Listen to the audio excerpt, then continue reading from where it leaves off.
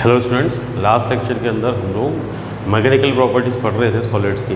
ठीक है, mechanical properties of solids के अंदर हमने स्ट्रेस को स्टडी किया था। ठीक है, हमें बोल रहे थे कि भाई जब भी अपन किसी भी ऑब्जेक्ट की शेप में, साइज़ में चेंज करना चाहते हैं तो उसके लिए अपन उस पर डीफॉर्मिंग फोर्स लगाते हैं। ठीक है, और डीफॉर्मिंग फोर्स पर यूनिट एरिया जो होता है उसको अपन क्या बोलते हैं? स्ट्रेस बोलते हैं। तो stress was the deforming force per unit area F/A।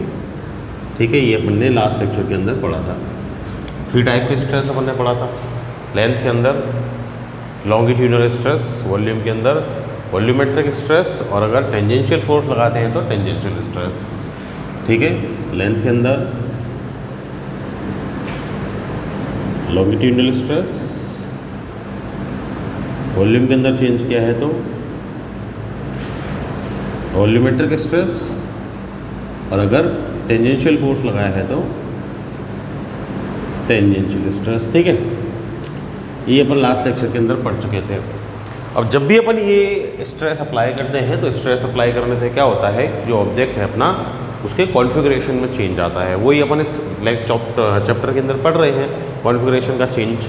ठीक है, अब वो जो कॉन्फ़िगरेशन में चेंज आता है ना, उस चेंज को अपन स्टडी करेंगे। That change is called strain.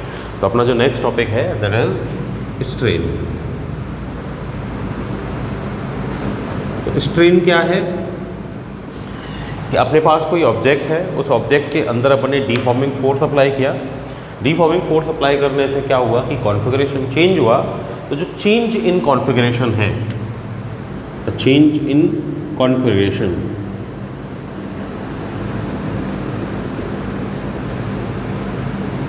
Configuration है with respect to initial configuration,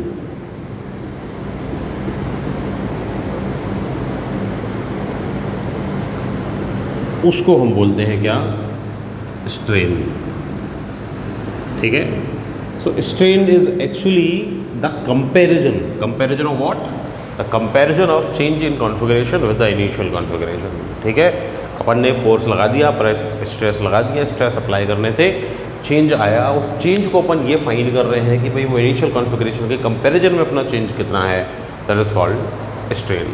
ठीक है, अब स्ट्रेस 3 टाइप के हैं, उसी तरह स्ट्रेन भी 3 टाइप का है। कौन कौन सा है? सबसे पहले लेंथ की बात कर लूँ तो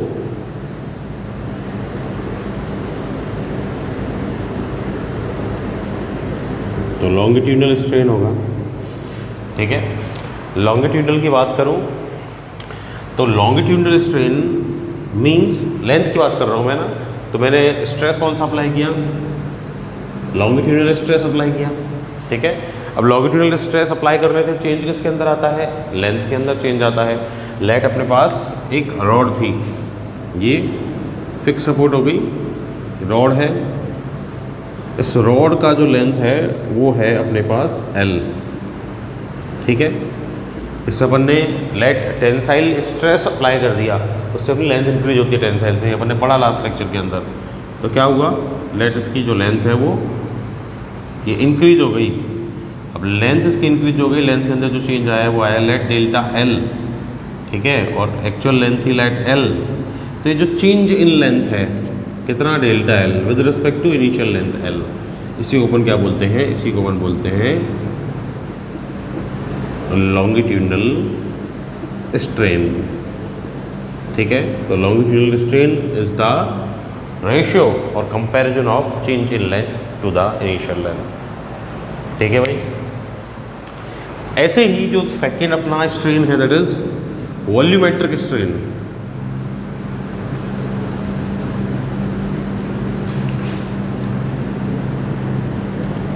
वॉल्यूमेट्रिक स्ट्रेन मतलब वॉल्यूम के अंदर मैं चेंज कर रहा हूँ। प्रेशर कौन सा अप्लाई किया? वॉल्यूमेट्रिक स्ट्रेस अप्लाई किया, प्रेशर अप्लाई किया। ठीक है, वॉल्यूमेट्रिक स्ट्रेस मैंने अप्लाई किया। तो मेरा ऑब्जेक्ट था, उसका कुछ इनिशियल वॉल्यूम था। लेट ये एक बॉल थी, इसका इनिशियल वॉल्यूम था। इस पर मैंने क्या किया? सब साइड से ये प्रेशर अप्लाई किया, मतलब वॉल्यूमेट्रिक स्ट्रेस मैंने इस पर अप्लाई किया। साइज इसका छोटा हो गया, change in volume let delta V है। तो क्या हो जाएगा कि भाई delta V change in volume, ठीक है, और इनिशियल वॉल्यूम का रेशियो दैट इज कॉल्ड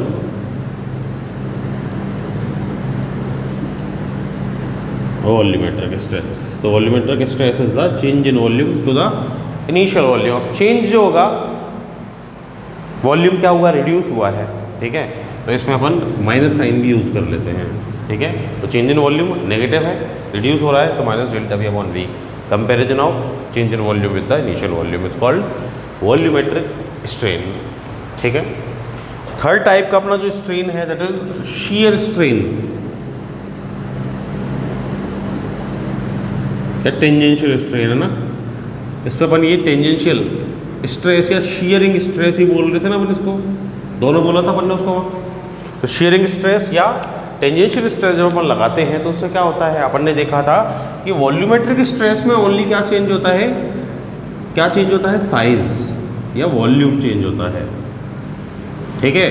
यहाँ शियरिंग स्ट्रेन में साइज या वॉल्यूम चेंज, साइज या वॉल्यूम चेंज नहीं होगा, क्या चेंज होता है, ओनली शेप चेंज होती है ना। ये ऐसा पढ़ा था अपन ने लास्ट लेक्चर के अंदर, अपन ने ऐसा पढ़ा था कि भाई वॉल्यूमेट्रिक और टेंजेंशियल में डिफरेंस करना है, तो वॉल्यूमेट्रिक में वॉल्यूम चेंज होगा, वॉल्यूम में साइज चेंज हो जाता है, ठीक है, वो स्ट्रेस लगाने से। टेंजेंशियल स्ट्रेस में साइज चेंज नहीं होगा, क्या चेंज हो रहा था, शेप चेंज हो रहा था। बताया था मैंने बुक का एग्जांपल लेके, ठीक है। किसी एंगल से अपर लेयर क्या हो गई थी, डिस्प्लेस हो गई थी लोअर लेयर के रेस्पेक्ट में, तो वो मेरा क्या था, टेंजेंशियल स्ट्रेस था। तो लेट मेरे पास एक क्यूब है, ठीक है।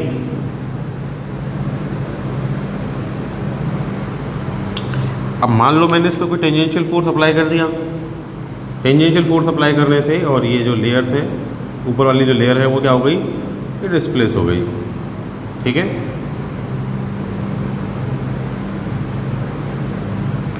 ये ऊपर वाली जो लेयर है, पर लेयर वो ये डिस्प्लेस हो गई, ठीक है। अभी लाइट फाई से डिस्प्लेस हुई, है ना, फाई एंगल से डिस्प्लेस हुई, तो क्या हो गया भाई कि ये एल है अपना, ठीक है, और डिस्प्लेसमेंट अपना कितना है, डेल्टा एल है, ठीक है। तो थीटा इक्वल टू क्या होता है, आर्क अपॉन रेडियस। तो इसको एक सर्कल का सर्कुलर आर्क अगर लेट कर लूँ तो आर्क अपॉन रेडियस, तो कितना हो जाएगा, phi will be delta L, और अपॉन में क्या हो जाएगा, L. This is what, this is shear strain, ठीक है। तो this is the delta L is shifting, delta L क्या है, शिफ्टिंग, शिफ्टिंग किसमें, अपर लेयर में, ठीक है। It is the comparison of shifting of upper layer with the length of layer, ठीक है। एल क्या हो जाएगी, इसकी लेंथ एल होगी, इधर से भी एल है, क्यूब मैंने लिया है, सब साइड से लेंथ क्या थी उसकी सेम होगी। तो shear strain is the delta L upon L, shifting को कंपेयर कर रहे हैं आप इसके साथ एक्चुअल लेंथ के साथ, तो that is called what, shearing strain, ठीक है भाई। तो अपन ये बोल सकते हैं तीन टाइप का स्ट्रेन अपन ने पढ़ा, longitudinal strain, comparison of change in length with the actual length, volumetric strain, comparison of change in volume with volume, और shear strain means the comparison of shifting of upper layer with the length of actual layer, है ना, dimension of actual layer, that is called shearing strain. तो ये तीन type के अपने क्या हो गए, स्ट्रेन हो गए। अब क्या होगा कि भाई स्ट्रेस और स्ट्रेन अपन पढ़ रहे हैं, तो इलास्टिक बॉडी पे ही लगाएंगे अपन, परफेक्टली नहीं, लेकिन जिसके अंदर इलास्टिसिटी की क्वालिटी होगी, है ना, किसी भी एक्सटेंट तक उस पर अपन ये स्ट्रेस लगाते हैं और उससे उसके अंदर क्या आता है, स्ट्रेन आता है, ठीक है। डिफॉर्मिंग फोर्स रिमूव कर लेते हैं अपन, तो क्या होता है कि वो जो स्ट्रेन उसके अंदर आया वो रिमूव हो जाता है, ऐसा हम कहते हैं, ठीक है। तो ऐसा कब तक होगा, उसके लिए अपन ये एक टर्म पढ़ते हैं, इलास्टिक लिमिट। भाई अपन क्या कर रहे हैं, डिफॉर्म करते जा रहे हैं, करते जा रहे हैं, करते जा रहे हैं, ठीक है, लेकिन स्ट्रेस रिमूव कर लिया, स्ट्रेन भी निकल गया, मतलब बॉडी ने अपनी क्या कर ली, initial shape and size regain कर ली। लेकिन ऐसा कब तक होगा,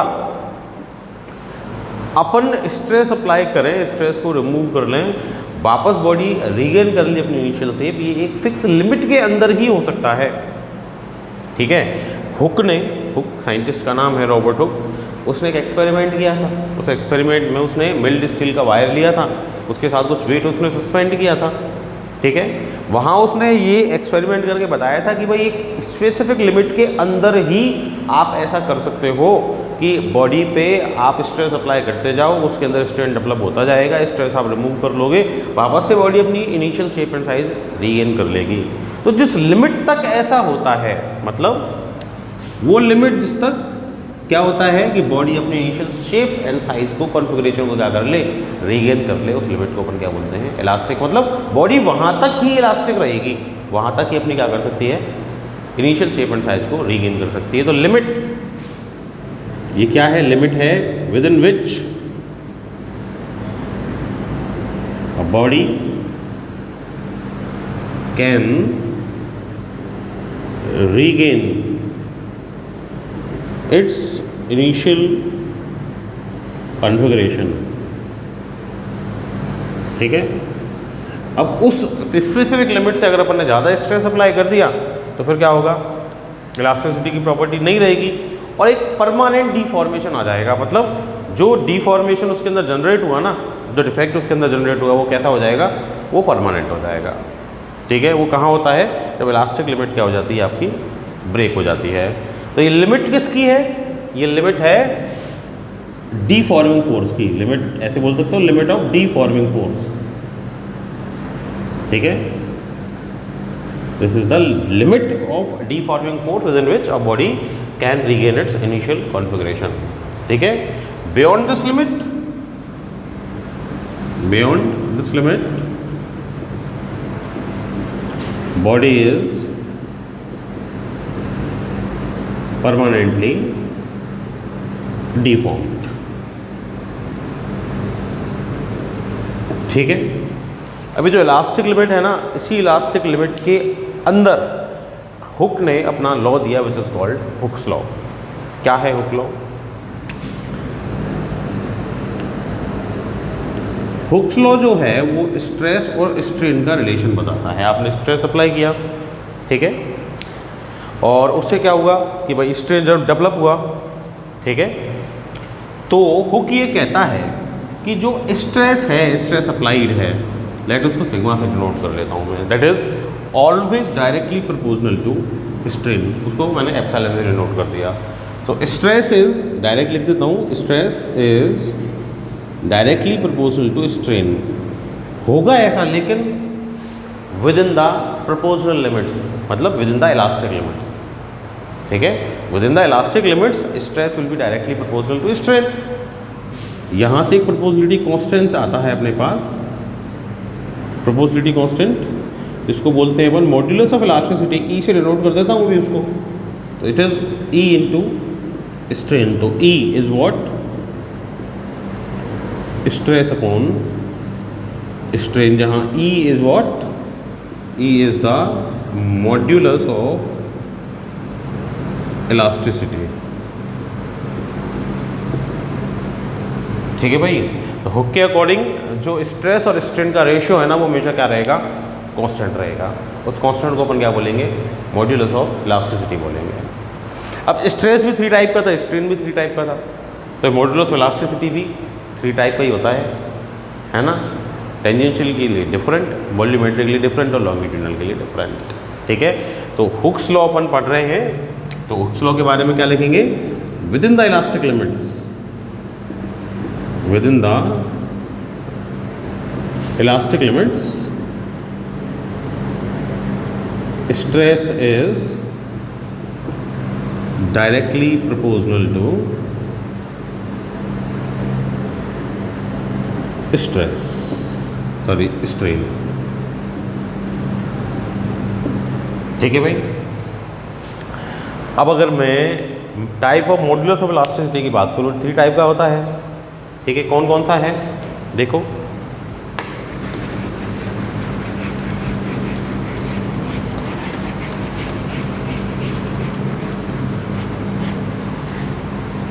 अच्छा बेसिक कर्व अगर मैं बनाऊँ स्ट्रेस और स्ट्रेन का, भाई मैं बोल रहा हूँ stress is directly proportional to strain, है ना, ऐसे ही तो बोल रहा हूँ मैं। तो अगर स्ट्रेस और स्ट्रेन का कर्व बनाऊँ तो स्ट्रेट लाइन आना चाहिए, लेकिन अभी अपन इसका डिटेल्ड कर्व पढ़ेंगे। ठीक है।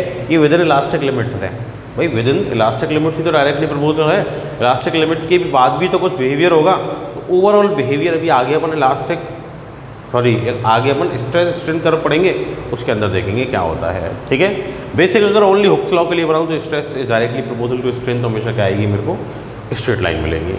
ठीक है, अब मेरे 3 टाइप के क्या है मॉड्यूलस ऑफ इलास्टिसिटी हैं।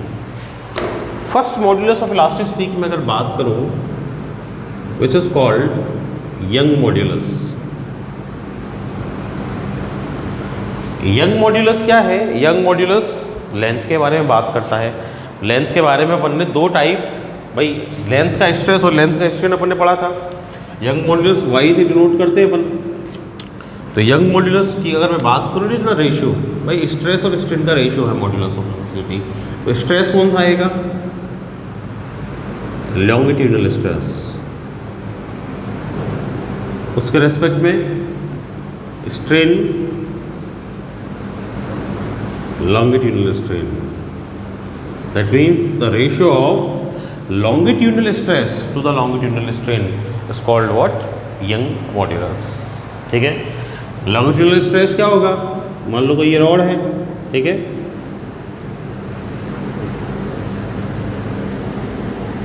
L लेंथ है इसकी, स्मॉल l, ठीक है, इस पे मैंने ये वेट सस्पेंड कर दिया कोई, ठीक है, ये W कुछ भी, ठीक है, या फिर ये फोर्स लगा दी, मैं तो फोर्स बोल देता हूँ इसको, मैंने फोर्स लगा दिया, ठीक है, चेंज इन लेंथ हो गया कितना? Delta L। तो अपना लॉन्गिट्यूडनल स्ट्रेस क्या हो जाएगा?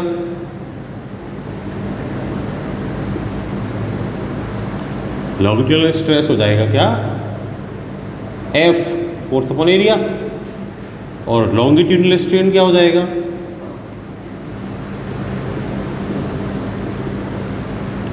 Delta L upon L। That means young modulus Y क्या हो जाएगा भाई? Longitudinal stress F upon A upon delta L upon क्या हो जाएगा? L strain. Y will be what? FL upon A delta L। ठीक है भाई, ये हो जाएगा। That means delta L change in length will be what? FL upon AY। ठीक है, इससे अपन क्या निकाल सकते हैं? लेंथ के अंदर चेंज फाइंड कर सकते हैं। ठीक है, अब मान लो ये क्रॉस सेक्शन एरिया है, AS cross section area πr² हो सकता है। फोर्स अपन ने लगाया, वेट फोर्स लगाया अगर, या वेट सस्पेंड किया है कोई, W इक्वल टू क्या हो जाएगा? mg हो जाएगा। वेट फोर्स की कंडीशन में F equal to W equal to mg, then formula can be delta L equal to F mgl और upon as πr²y।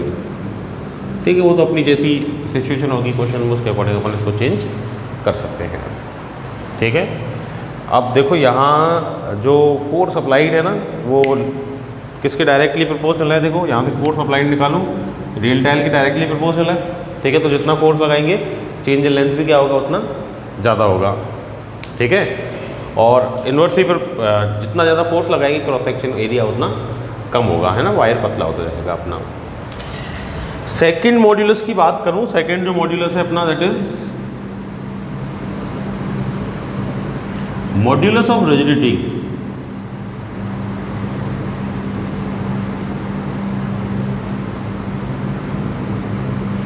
Modulus of rigidity क्या है? ये अपने शीयर स्ट्रेन के लिए और शीयर स्ट्रेस के लिए, टेंजेंशियल स्ट्रेस और शीयर स्ट्रेन के लिए यूज में आता है। It is the ratio of tangential stress to shear strain. ठीक है, अब कोई भी ऑब्जेक्ट है, अपन को पता है कि उस पर अगर अपन टेंजेंशियल स्ट्रेस अप्लाई कर रहे हैं, ठीक है, तो क्या होगा कि उसकी जो लेयर है वो शिफ्ट हो जाती है। ठीक है, तो लेट इफ हाई एंगल से, जैसा मैंने पहले माना था, चेंज हुई है, तो टेंजेंशियल स्ट्रेस तो क्या हो जाएगा?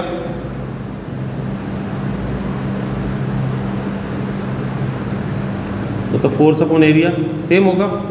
और shear strain क्या हो जाएगा, delta L upon L, phi से डिनोट करते हैं ना अपन उसको, ठीक है। दैट मीन्स अपना जो नीटा है modulus of rigidity that will be F upon A phi, तो फाई की वैल्यू अपन पुट कर सकते हैं वहाँ पे, ठीक है।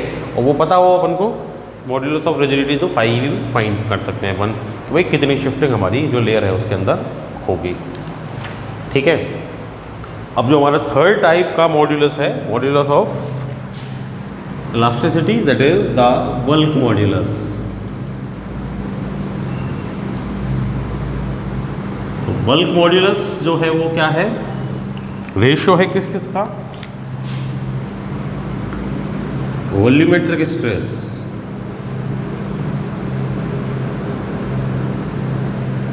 और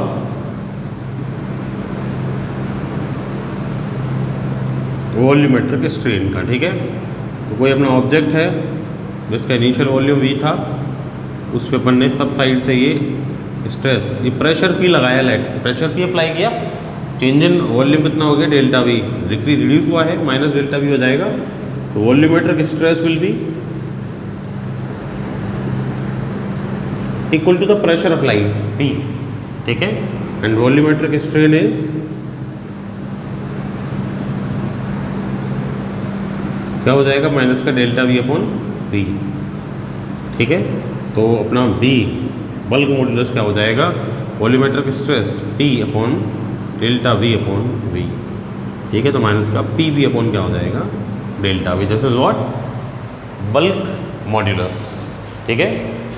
अब ये जो बल्क मॉड्यूलस है इसकी एक रेसिप्रोकल टर्म और होती है, reciprocal of bulk modulus is called compressibility, this is B, ठीक है, which is denoted by K, compressibility.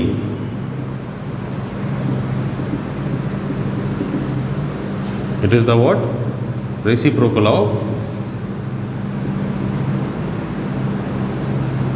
Bulk modulus, K equal to 1/V, ठीक है भाई। अब ये जो बल्क मॉड्यूलस है ना सॉलिड्स का, वो ग्रेटेस्ट होता है लिक्विड से, ग्रेटर होता है लिक्विड से, और लिक्विड का गैसेस से ग्रेटर होता है। तो सबसे ज़्यादा बल्क मॉड्यूलस किसका होगा, सॉलिड का, उसके बाद लिक्विड का, और उसके बाद सबसे लोएस्ट किसका होगा, गैसेस का होगा, ठीक है। तो these are the modulus of elasticities, ठीक है भाई। एक क्वेश्चन देखते हैं यंग मॉड्यूलस से रिलेटेड, है ना, कॉन्सेप्ट थोड़ा क्लियर हो जाएगा अपना।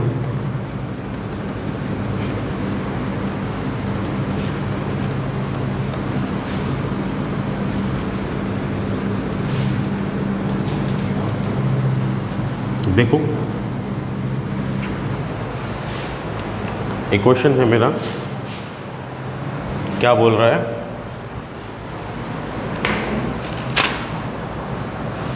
That there is a load of 10 kilo Newton,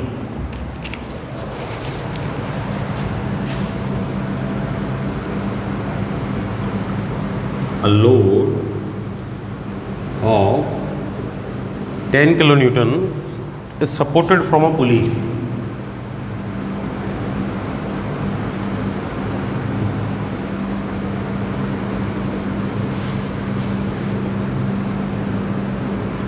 is supported from a pulley which in turn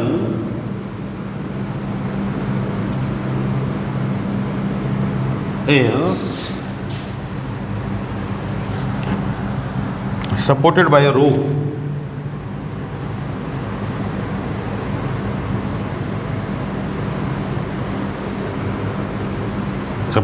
rope of sectional area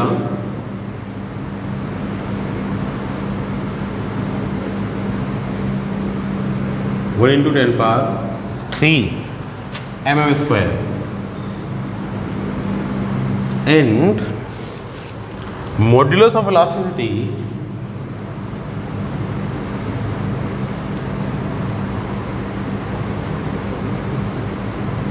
modulus of elasticity 10 power 3 newton into mm power -2, ठीक है। As shown in figure, neglecting the friction at pulley, as shown in figure,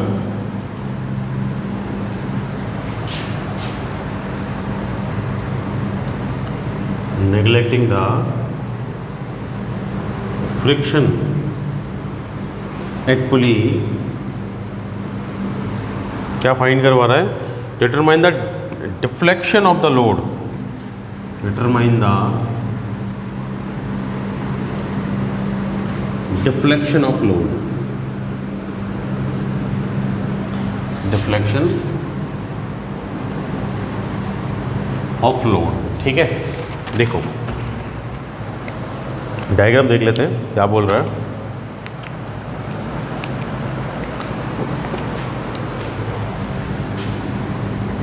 ये इधर से fix है और एक ये second वाला फिक्स एंड इधर है।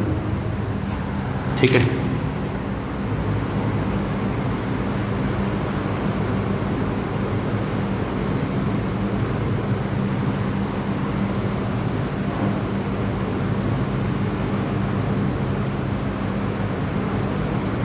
ये अपनी पुली हो गई और इसके साथ में अटैच किया है ये मास। ठीक है, ये 10 किलो न्यूटन फोर्स अप्लाई करता है। ठीक है, तो फोर्स ही दे दिया जाएगा इसमें W=mg। इधर जो लेंथ है वो 600 mm है और इधर जो लेंथ है वो 900 mm है। ऐसे डायग्राम में मुझे बोल रहा है। ठीक है, क्या बोल रहे हैं? एक लोड है 10 kg का, 10 किलो न्यूटन का, वो सपोर्टेड है from a pulley which in turn is supported by rope of cross section area. Cross section area दे रखा है पुली का रोप का कितना गिवन है अपन को? 1 × 10³ mm² है ना। Modulus of elasticity, Young modulus given है अपन को 10³ न्यूटन पर mm² है ना, as shown in figure. Neglecting the friction at the pulley, determine the deflection of the load. Load कितने नीचे चला गया ये मेरे को फाइंड करना है। ठीक है, वो कैसे पता चलेगा भाई? ये लोड की वजह से इन स्ट्रिंग्स के अंदर एक्सटेंशन होगा। ठीक है, और इनके अंदर जो एक्सटेंशन होगा ना, वो एक्सटेंशन की वजह से अपना जो लोड है वो कहाँ चला जाएगा? नीचे चला जाएगा। भाई स्ट्रिंग की लेंथ इंक्रीज होगी, वेट की वजह से, फोर्स की वजह से स्ट्रेस लगेगा, उससे क्या होगा? अपना ये जो लोड है वो कहाँ जाएगा? नीचे डिफ्लेक्ट हो जाएगा। ठीक है, तो मुझे क्या फाइंड करना है? एक्सटेंशन फाइंड करना है। किसके अंदर? स्ट्रिंग्स के अंदर। ठीक है, अब देखो क्या है कि भाई इस पर W=mg तो नीचे लग ही रहा है, ये तो मुझे दे ही रखा, ऊपर क्या लगेगी? टेंशन T और टेंशन T। तो अगर इक्विलिब्रियम में है ना, ये कंप्लीट सिस्टम इक्विलिब्रियम में है, तो 2T = क्या हो जाएगा? 10 kilo Newton. That means T tension कितनी हो जाएगी रोप के अंदर? 5 किलो न्यूटन। दैट मीन्स उस पर जो स्ट्रेस दैट मीन्स उस पर जो स्ट्रेस लगेगा वो क्या हो जाएगा? 5 किलो न्यूटन हो जाएगा। ठीक है, अब T मेरे को गिवन है, Y मेरे को गिवन है, A मेरे को गिवन है, डेल्टा L फाइंड कर सकता हूँ। L भी गिवन है मेरे को, कितनी है? 900 + 600 1500 mm। ठीक है, अपन को पता है यंग मॉड्यूलस Y क्या होता है? F/A and delta L/L। तो डेल्टा L फाइंड करना है मुझे, तो क्या हो जाएगा? F/L/ क्या हो जाएगा? AY। ठीक है, तो क्या हो गया भाई? ये डेल्टा L = F कितना है भाई? 5 किलो न्यूटन 10³ न्यूटन है ना। L कितनी है? 1500 mm। ठीक है, और मेरे पास क्या चाहिए मेरे को? A क्रॉस सेक्शन एरिया कितना है? 10³ mm²। और यंग मॉड्यूलस कितना है? 10³ ठीक है भाई, तो मैं निकाल सकता हूँ एक्सटेंशन अपने लोड के अंदर। ठीक है, किलो न्यूटन है, डेल्टा L = क्या हो जाएगा? ये कैंसिल आउट हो गया, ये इधर से 10 बचेगा, 75/10 कितना हो जाएगा? 7.5 mm हो जाएगा। ठीक है भाई, तो मेरे पास है 7.5 mm। क्या आ गया? चेंज इन लेंथ आ गया। ठीक है, अभी change in length, total length के अंदर चेंज आया 7.5। ठीक है, उसमें से 7.5 में से हाफ तो इधर चेंज होगा और हाफ इधर चेंज होगा। ठीक है, भाई कुछ चेंज इधर होगा ना, हाफ। टोटल लेंथ इंक्रीज हुई है 7.5, तो उसमें से हाफ इधर इंक्रीज होगी, हाफ इधर इंक्रीज होगी, और इन दोनों के अंदर जो इंक्रीमेंट होगा इक्वल इक्वल, वो उतना ही डिफ्लेक्शन किसके अंदर होगा, लोड के अंदर होगा। ठीक है, दैट मीन्स जो डिफ्लेक्शन है delta, that will be delta L upon 2, half इधर और उतना ही डिफ्लेक्शन इसके अंदर, तो कितना हो जाएगा 7.5 अपॉन 2, कितना हो जाएगा भाई ये 3.75 mm हो जाएगा। दैट मीन्स जो अपना लोड है वो 3.75 mm कहाँ चला जाएगा, नीचे चला जाएगा। ठीक है, तो this is the deflection of load. तो इस तरह के और भी क्वेश्चंस आपकी बुक के अंदर होंगे, वो आप यहाँ से देख सकते हो। ठीक है, तो नेक्स्ट लेक्चर के अंदर बाकी के टॉपिक्स देखेंगे। That's all for today, thank you.